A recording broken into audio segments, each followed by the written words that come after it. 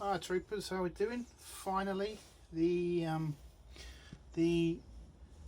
Stardust Industries, actually said it right that time, Stardust Industries DLT-19 blaster kit. This is the barrel.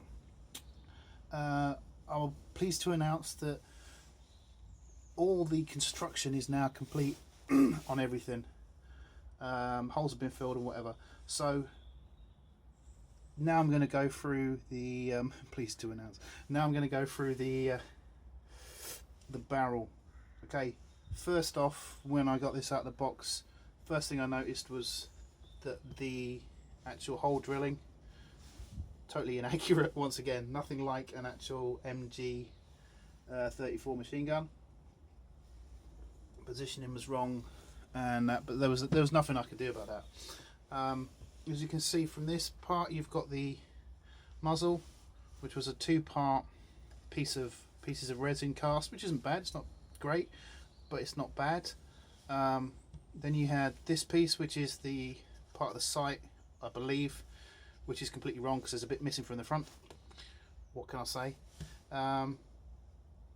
The bipod, the thing being with the bipod, what I've had to do, I've had to take about 6 centimeters out of the bipod to make it work with this barrel. Where it's positioned, if you had the 6 centimeters, it would have come down here and looked, once again, doesn't look right.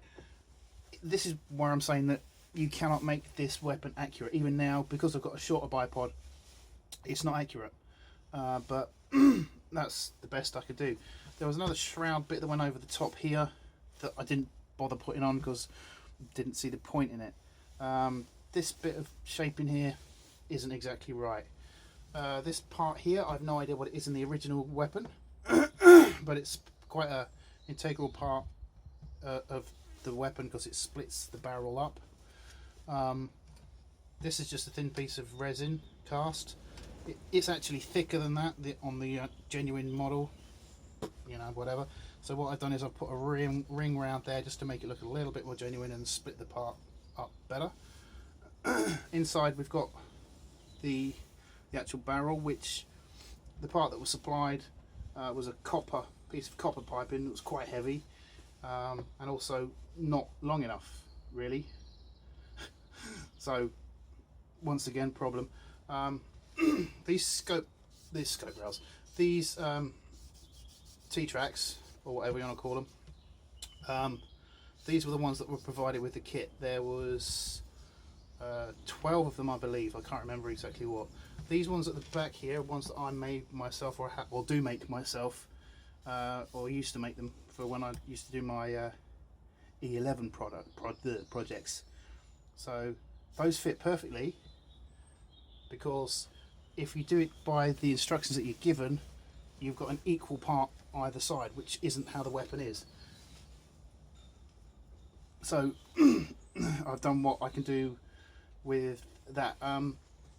These fins, that's the word. These fins should have gone longer up here, but obviously because of the way this is put together, I couldn't do that. So I shortened those fins.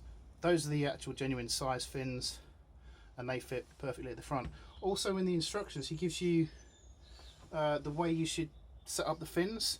In the the proper version, they're different at the front and different at the back. He just gives you one template for the whole gun, for the whole weapon, and that's completely wrong, because for me these fins are the thing that make this not an MG34. That's about it. Everything else is MG34 apart from these fins. So if they're not right, then it's not it doesn't become a DLT. So there was a bit of work on that. So once again, for me it comes down to accuracy, which it's lacking, but I've done what I can to make it look the way it does. So this now fits on here, onto the other bit of the weapon there, just slots in there nicely like that, nice and tight, so it doesn't fall out when you're trooping. And there you go. I mean, on the whole, get it in shot. On the whole, as it looks at the moment, you know, it's an averagely passable DLT. You know, it will, for me, you know, let's do a flyby. For me, it's just not quite right, and that's the problem with my build OCD, as I call it, that I've got. It's got to be right or it's not worth it. So from here on, it comes down to prepping and painting.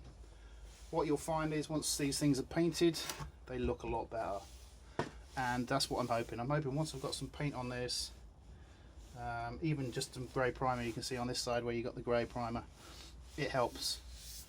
So that's that so far. We'll get some primer on it. I don't know about at the moment because the weather's absolutely rubbish. Lockdown still in it. Who knows what's going to happen?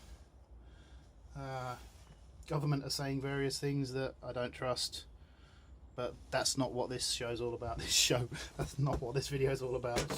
So yeah, DLT